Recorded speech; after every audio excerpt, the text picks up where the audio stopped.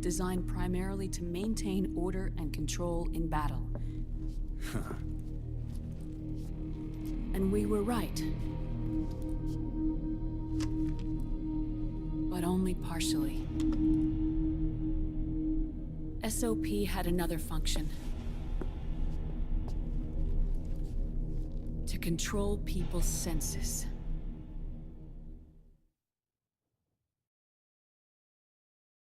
The nanomachines inside soldiers' bodies adapt to different conditions, promoting the release of neurotransmitters, hormones, and stimulants, giving them an edge in battle. They can create an artificial combat high by releasing endorphins at the same time a soldier kills an enemy.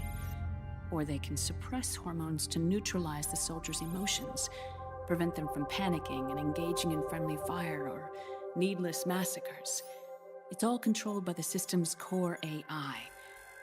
It artificially controls the soldier's pain, emotion, senses, in other words, the essence of his being. The skyrocketing demands of the war economy have fueled the demand for more soldiers and more fighting. This in turn led to the development of technologies to rapidly improve their combat abilities and control their actions. The system ensures a steady supply of battle-optimized soldiers at a minimum of cost. But you, of all people, must understand, Snake, that unlike combat technique, a soldier's senses can't be taught. They must be earned through experience. Does this have something to do with that test of yours? The goal was to release the soldiers' nanomachines from the system, but we didn't know about the mental control. And the nanomachines went berserk? No. Our test was a success. At least it confirmed our hypothesis at the time. Just as we predicted, the nanomachines stopped functioning, and the PMC soldiers were freed from the grips of the system.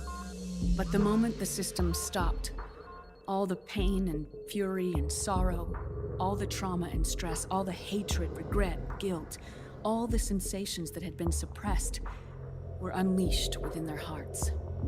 Their memories, unlike their senses, weren't erased. Each enemy soldier they'd killed, each lost comrade, each threat of violence against the innocent, every act of war they'd committed was etched firmly in their hearts. In suppressing the user's mind, the nanomachines exact a heavy burden on his heart.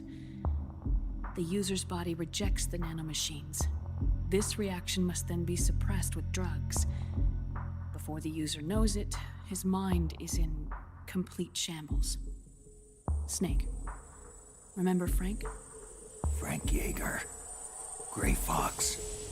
They twisted his body for their experiments and nullified his broken heart with nanomachines. SOP has taken it even further and applied it to living human beings. The sins of war these soldiers carried inside them returned to assault them in the form of unimaginable shell shock. The meaning in the system may have changed, but the battlefield hasn't. Until that point, war was like a game to them. And then suddenly, reality came crashing down.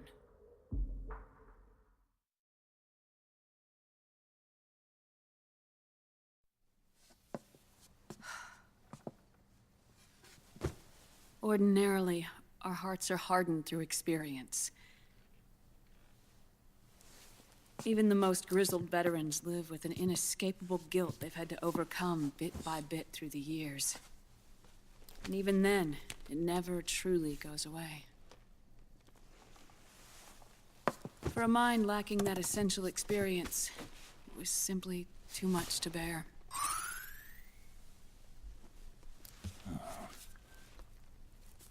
But what about me?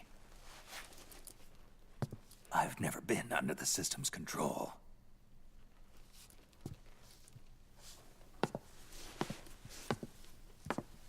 That's why I want to examine your body. You need to know too.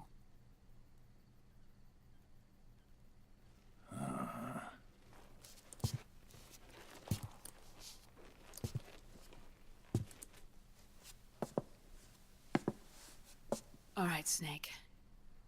Undress. Snake, what's gotten into you? Hurry up.